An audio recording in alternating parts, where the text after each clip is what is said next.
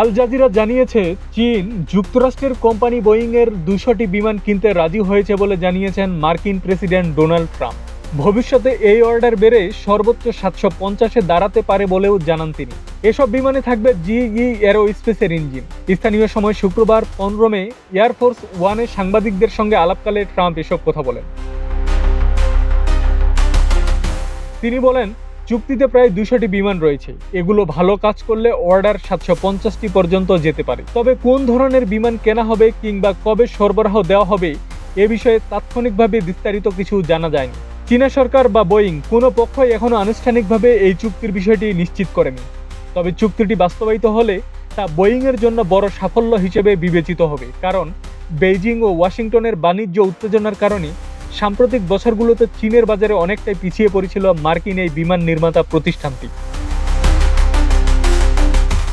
ঘোষিত ২০০টি বিমানের কতগুলো নতুন অর্ডার এবং কতগুলো আগে থেকেই বোয়িংয়ের অর্ডার তালিকায় ছিল তা স্পষ্ট নয়। চীনের কেনাকাটার ধরন সম্পর্কে জানা ব্যক্তিরা বলছেন, অতীতেও যুক্তরাষ্ট্র বা ইউরোপের নেতাদের সফরের সময় বড় বাণিজ্য চুক্তি ঘোষণার ক্ষেত্রে বেইজিং নতুন অর্ডারের সঙ্গে পুরনো প্রতিশ্রুতিও একসঙ্গে দেখিয়েছে।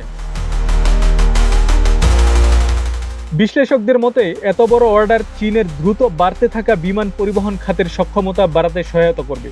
বিশেষ করে দেশীয় প্রতিষ্ঠান সিওএমএসি এর তৈরি C919 উড়োজাহাজ উৎপাদন এখনও প্রত্যাশিত লক্ষ্যে পৌঁছাতে পারেনি।